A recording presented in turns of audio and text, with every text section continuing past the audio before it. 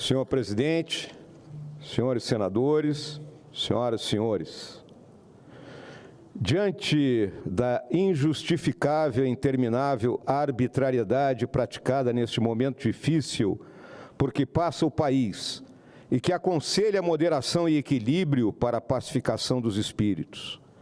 diante da incontida satisfação da parte beneficiada por esse arbítrio, que esquece que a violação que hoje a beneficia é, em essência, a mesma que pode lhe negar as mais elementares garantias, como ocorre hoje aos seus adversários políticos. Diante do silêncio das lideranças da sociedade civil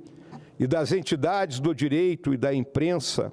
perante a censura e o cerceamento da liberdade de pensamento e de opinião, diante da omissão dos partidos políticos da direção desta Casa em se insurgirem contra a sucessão de atos atentatórios aos direitos e garantias assegurados pela Constituição Federal, diante do assombro da sociedade com a desfaçatez da perseguição aos magistrados que desvendaram o maior caso de corrupção da história, encomendada pelo desejo de vingança nua e crua do próprio presidente da República, e que agora, com a cassação do mandato do deputado Antônio Dallagnol, fere de morte a última esperança do povo da democracia, que é a sua representação política expressa nas urnas. Diante disso tudo, alerto: a forma política da sociedade corrupta é a guerra civil. E antes que os feiticeiros do arbítrio digam que se trata de uma ameaça, respondo-lhes que a ameaça paira sobre todos nós, materializada a cada dia na escalada da discricionariedade sem lastro que esvazia o lugar comum,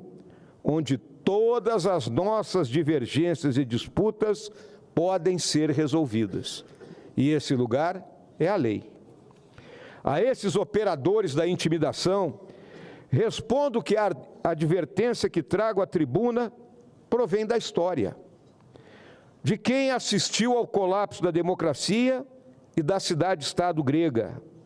Um desastre que, na atualidade, ronda não somente o Brasil, mas as principais nações do Ocidente.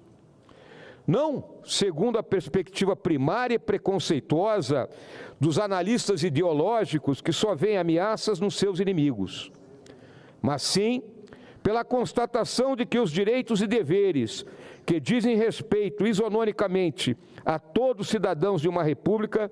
estão sendo sistematicamente depredados pelos inimigos da democracia, travestidos de seus defensores. Alerto novamente: em uma democracia, a justiça não pode ser uma extensão do poder. Faço agora aos arrogantes de plantão, que se comprazem em seu silêncio prenho de desforra indecente, e aqueles profissionais do cinismo de oportunidade, que ao invés de protestarem por dever de fé de ofício contra o sistemático ataque às liberdades e garantias democráticas, associam-se à ignomínia da pura perseguição, fazendo-a verberar. O Brasil jamais assistiu tamanha combinação de arbítrio, injustiça, revanche e ilegalidade, praticados de forma tão brutal e injustificada,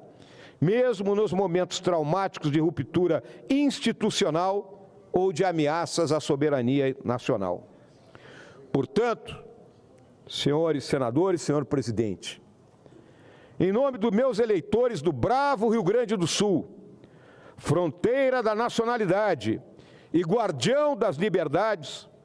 apoiado pelos colegas de bancada e por todos aqueles parlamentares que, independentemente de posições partidárias e ideológicas, acreditam na democracia,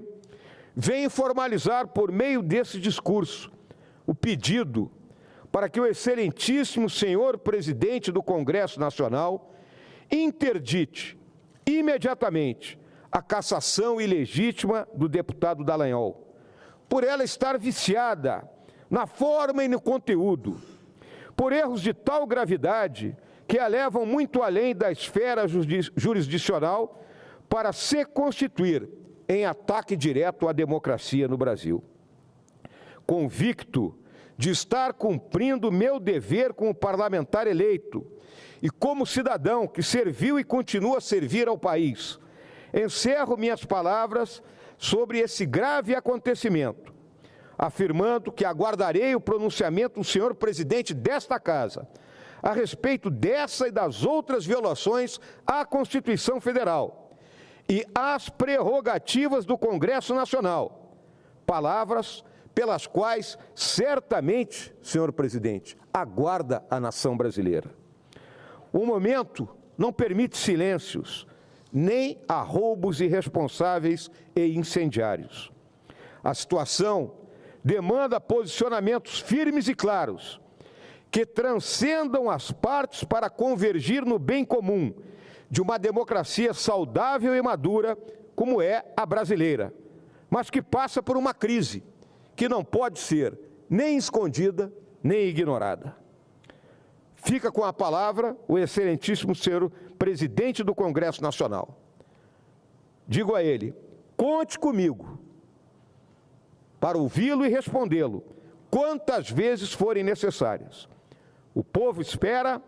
a hora exige, o Brasil merece. Muito obrigado.